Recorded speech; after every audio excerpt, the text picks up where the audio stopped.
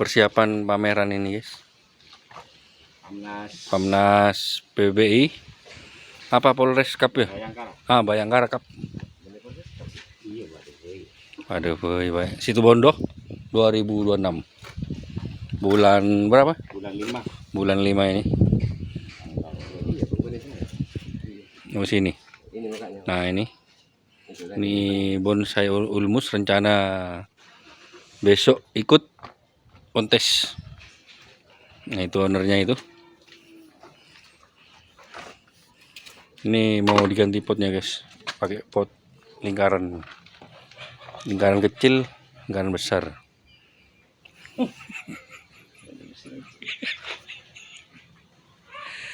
Ini masih digaruk-garuk. Oke, lanjut, yuk.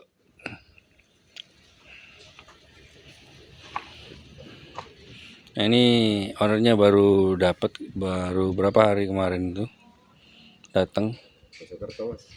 Beli di Mojokerto. Nah, ini potnya kurang sesuai, ini kurang pas sama stylenya, jadi diganti sama Bang Giba ini.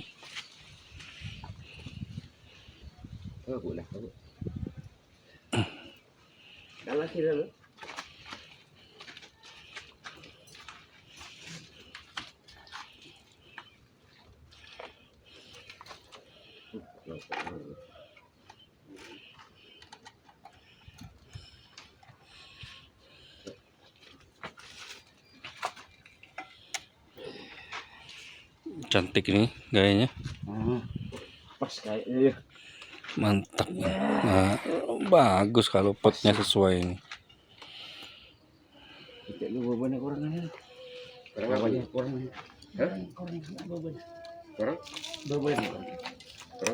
tebel. Oh iya. Kurang nyilem. Tak ngetok ya? Jangan dipotong biar tidak kaget. Iya. Dosis. Dosis. Ini kan aku banyak.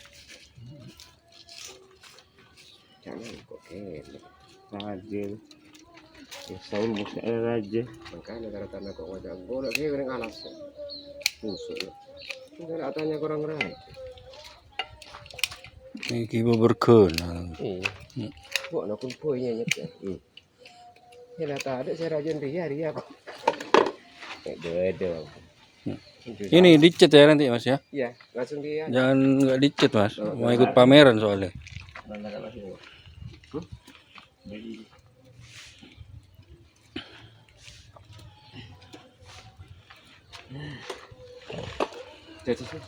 Cocis ini, guys. Cantik ini, guys. Nah, sip. Beri Kiano dia apa? Kian. Dia. Baru dia. Pas.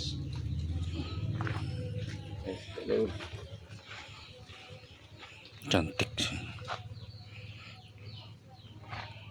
Dia Seperti huruf S ya. Ini Samola.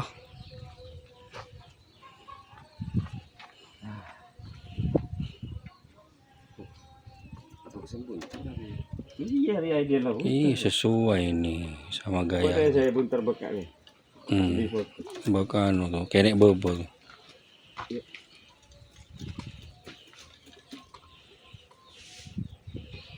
Langsung pakai pilar ini nanti ini. Turun di kelas medium ini nanti. Pucuk merah ini, Ulmus pucuk merah. Emang Ulmus ada yang hijau pucuknya? Ya, memang ada dua. Oh, ada dua ya, Mas ya? Ada dua macam Ulmus ya. Ada memang pucuk merah, ada yang hijau. Lebih cantik ini sepertinya yang merah ya. Kayak daunnya Mohabbaten tuh, lagu-lagu India itu dulu. Coba kain dia. Cantik ini. Munjin.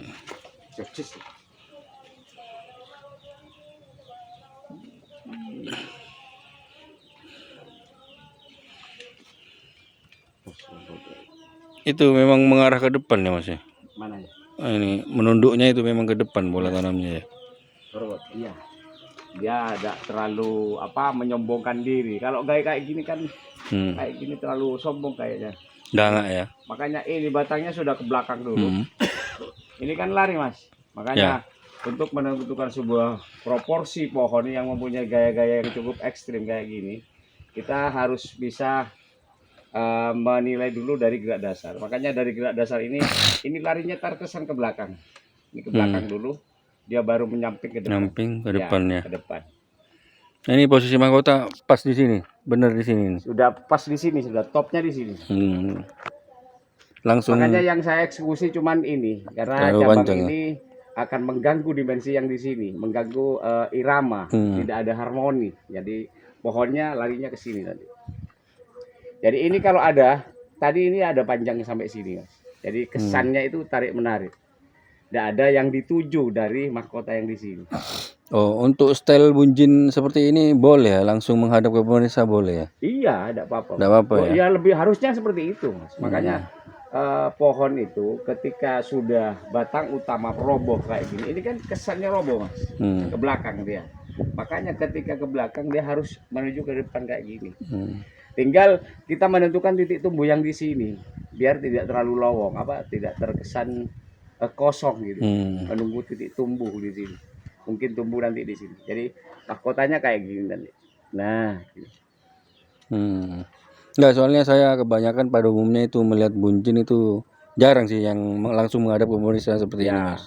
Banyak penyamping, ya, kanan kiri itulah. Nah, ini sebenarnya juga ke samping, Mas. Cuman dari gerak dasarnya ini, dari gerak dasar batang utama dari pohon ini terkesan sudah larinya ke depan, Mas. Ini.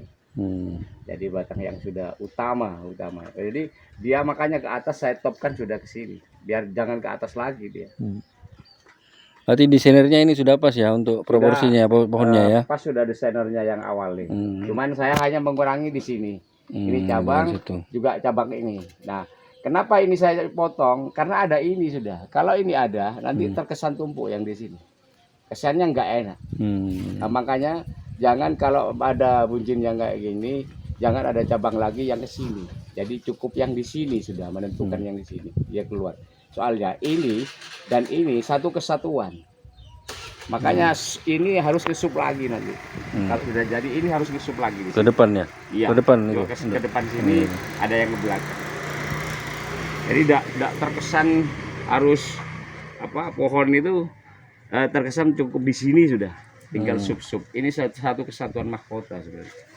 Berarti untuk pola tanam pohon bunjin ini nggak harus tegak ya? Bisa tidak condong harus. Ke depan, ke samping, ke belakang. Tergantung, Mas. Tergantung ya. Makanya kita sebagai seorang pecinta bonsai harus tahu konsep awal bunjin. Jadi bunjin itu tidak harus tegak. Pasti bunjin itu dia sendirian kehidupannya. Tidak ada bunjin itu tidak punya saudara lah istilahnya. Dia memang kehidupannya. Tidak punya orang tua ya, Mas. Ya. Punya istri seperti ya? Punya istri enggak? Kalau istri ya jelas tidak punya juga. Ini pohon beranga, Mas. Ini filosofi dari kehidupan kita masing-masing. Kita filosofi kehidupan kita. Itulah filosofi kita. Makanya kita yang selalu kehidupan sangat melarat ini. Banyak cobaan, banyak ujian di sini. Oh, nyeringi, Mas. Nih. Kayak ini yang siapa reporternya ini, youtubernya kayak youtuber. Ya youtubernya ini kan ini, Mas, selalu merana nih. Merantau. Nah, ini salah satu gerak dasar yang kita butuhkan di bunjin, gerak dasar yang kayak gini. Batang, akar utama dengan batangnya ini ke sini. Dia larinya ke sini. Nah, larinya ke sini. Makanya ini ke belakang dulu. Ini kan kesannya roboh, Mas, bukan harus berdiri. Roboh di sini. Roboh ke belakang, dia menyamping, nah ke depan baru.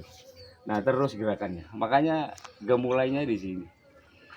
Boleh tanya lagi, Mas? Ya. Ini misal alur ini ke bawah, misal dulu tanamnya ini ke sini misal. Misalnya ke bawah ke sini. Ke sana, iya. Dapat ini harusnya hilang, Mas. Oh, gitu. Enggak, maksudnya enggak seberapa signifikan. Sedikit aja itu maksud saya itu. Enggak lurus karena penglihatan saya ini alurnya itu ke sini itu. Ya. Maksudnya rancu itu loh, Mas. Oh iya. Kalau memang ini dieksekusi Mas, sebenarnya tidak apa-apa juga, sudah memenuhi persyaratan untuk dibunjin, karena ini bunjinnya yang terlalu matang, ini cabang-cabang sudah matang semua. Maksudnya dimaksud Ipul, irama harmoni dari sebuah pohon itu banyak ke sini mungkin ya. Iya. Nah, makanya tadi saya melihat pohon ini kesannya sudahlah banyak lari ke sini, terkesan tarik menarik, karena di sini ada. Mana yang harus punya kesimpulan, apa yang di sini, apa yang di sini. Ternyata ketika dia mengikuti irama pohon, cabang ini yang dibuang. Ini cabang yang juga landai di sini. Akhirnya kesannya tarik mana.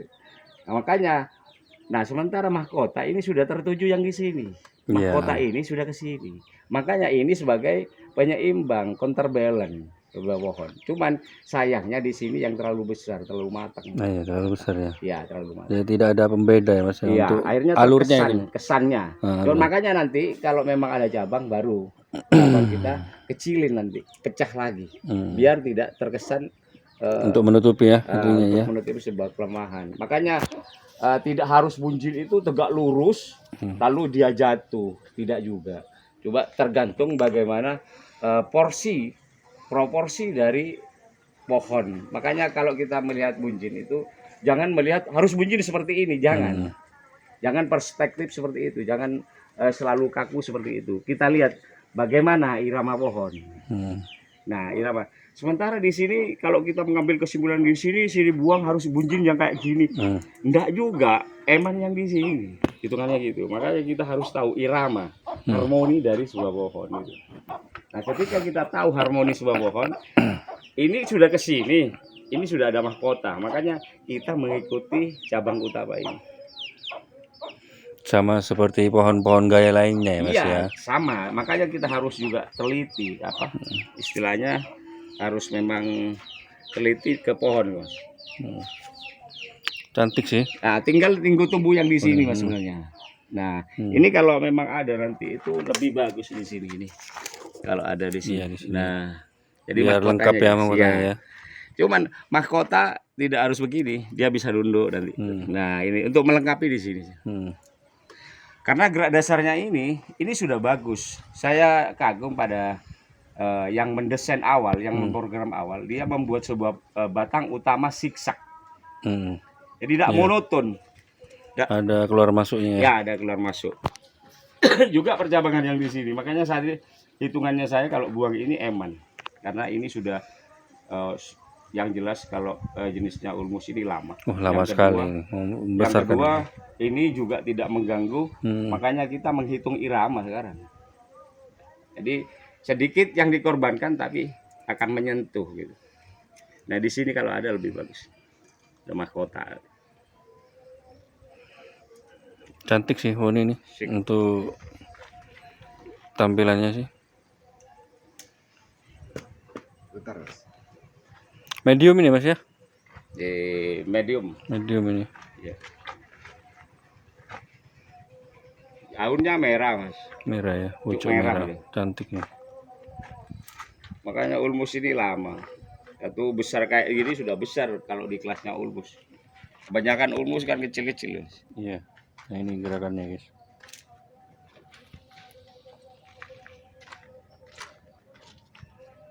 Zigzag. Zigzag ke depan ke samping. Cantik. Tumben ini bisa memilih pohon ini. Siapa itu? Ownernya ini Mas ya. Oh iya. Cakep Mas. Masuk ya. Ya kan. Nampak jelas Mas, ada itu backgroundnya. iramanya ini Mas. Nah, yang dikatakan harmoni dari sebuah pohon ini. Jadi ini mewakili yang di sini. Cantik sekali. Makanya iramanya kurang ke atas itu saknya itu. Nah, cantik guys. Nah, iramanya enak sudah kan Mas. Boleh, 2000 boleh lah ini. Mau saya. Ya. Bisa. Oke. Nah, begitu penjelasan tentang bonsai ulmus ini bergaya buncin dari Bang Giboy. Untuk teman-teman di luar kota, misal mau ikut ya pameran ya Mas ya? Pameran di Bayangkara Cup Situbondo, di alun-alun tepatnya. Bisa ini ya, bisa dipersiapkan bonsainya. Oke, terima kasih untuk review bonsai ini. Dipantau terus ya perkembangannya.